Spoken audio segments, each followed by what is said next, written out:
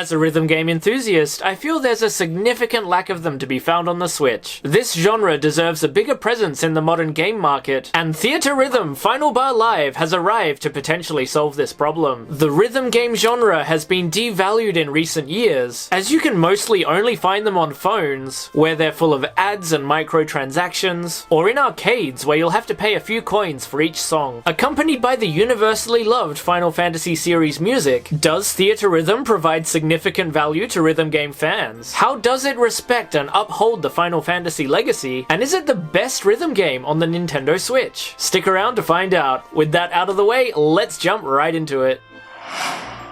This is a rhythm game using the music of the Final Fantasy series. Those looking for a deep story really ought to look elsewhere, but it's chock full of fan service. The track listing is divided into titles. You can choose the first title to play, with each subsequent title needing to be unlocked with a key. Playing through half of a title nets you a new key. Let's say I start with Final Fantasy VII. Doing that will allow me to add chibi versions of Final Fantasy VII characters to my party, and play through songs from that game. The ordering of songs is based on an approximation of each title's story. For example, the first song in the FF7 title is Opening Bombing Mission, and near the end is One Winged Angel. The game's marketing says you can relive the thrilling battles and soaring emotions alongside beautiful music and video. I think that line oversells it a bit, but it is true. The 385 song track listing is nothing short of incredible. While Final Fantasy games vary in consistency and quality, the music is universally considered one of the best aspects of it, and it's celebrated here in all its rightful glory. What a pleasure it is to play tracks by legendary composers Nobuo Uematsu, Yoko Shimomura, and Yasunari Mitsuda. I'm not the biggest Final Fantasy fan out there, as I've only played a handful of the games represented here, but you don't need to be a big fan to appreciate what's on offer. The music is fantastic, and I've already gained a few new favorite songs. Whether you're a hardcore or casual Final Fantasy fan, or not even a fan at all, this is a rhythm game filled to the brim with undeniably high quality music. Just an absolute joy.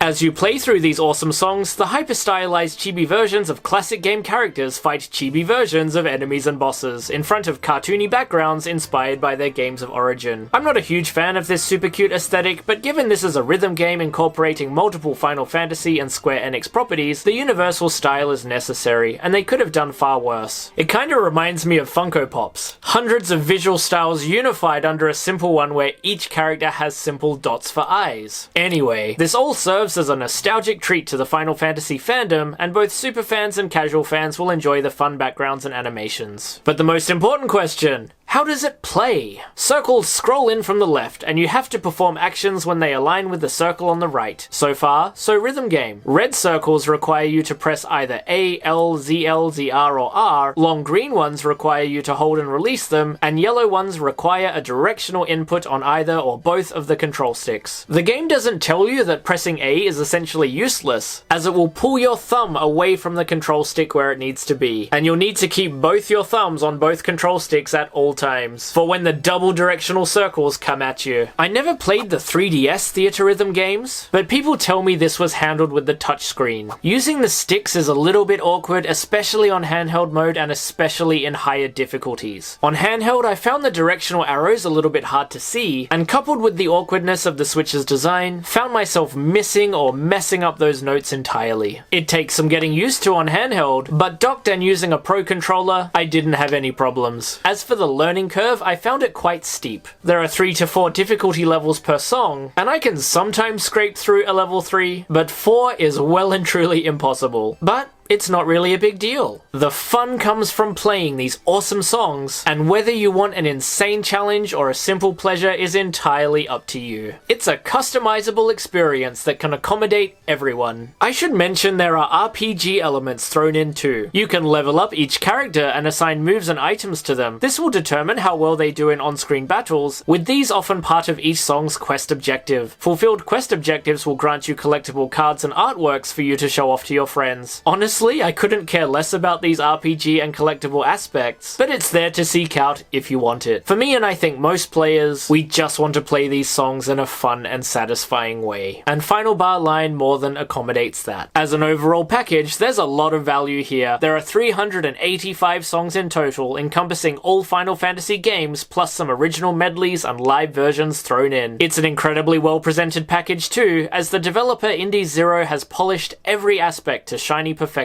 In addition to the chibi avatars and backgrounds, the user interface is one of the cleanest and nicest I've ever seen, accompanied by these wonderful crisp and satisfying sound effects. Even navigating the menu feels like a fun musical experience. There's an insane amount of effort that's been put into the collectible cards, as well as the unlockable music video songs, which feature standard rhythm gameplay over cutscenes from Final Fantasy games. Overall, pretty awesome stuff. As for whether it's the best rhythm game on the Switch, we have to consider a few things. In terms of other rhythm games, I could really only think of Taiko Drum Master, which is fun and has a huge variety of songs, but is just not as fun without the expensive drum controller that goes with it. There's also Kingdom Hearts Melody of Memory by the same team that made Theatrhythm. I actually really love this one, but there aren't as many songs in it as there are in Theatrhythm. And despite the excellent music, I know Kingdom Hearts isn't for everyone. Then there's smaller indie fare on the eShop. If I've missed any others, please let me know. Then there's the question of DLC. This game will have paid DLC, purchasable in small packs or as part of the digital deluxe version. Most of the DLC will feature songs from non-Final Fantasy Square Enix games, like Xenosaga, Octopath Traveler, and so on. I'm on the fence on this one. On one hand, it's good that you can purchase only the songs that you like and want to play. I'll be getting the DLC for The World Ends With You and Nier Automata, as those are some of my favourite games. But I'll be skipping everything else. It's a shame that the digital deluxe version is a whopping 160 Australian dollars. For a more reasonable price, I would have gotten it. But this is way too much to ask a casual fan. And it's a shame, because I'll miss out on discovering new songs. And potentially even new franchises for me to get into. And then there's the question of whether or not we should even have to pay for these. I know licensing is an issue, but all of these songs fall under the Square Enix umbrella. The expense of getting all content in this game is just way too high, and I'll leave it up to you to decide whether this is acceptable or not. Personally, it's just far more than I'm willing to spend. So, despite minor control issues, nebulous DLC practices, and considering what else is out there, Theatrhythm Final Bar Line is actually the best rhythm game on the Switch. It's easy enough for anybody to just pick up, and challenging enough for hardcore fans of the genre. Bolstered by the legacy of the Final Fantasy IP and its accompanying music, this is a rhythm game of the highest possible quality. Whether or not you're a fan of Final Fantasy, and whether this is your first or 100th rhythm game, it's a must-play for anyone interested in the rhythm genre. And if you're a Final Fantasy fan, it's an outstanding and must-own celebration of the franchise.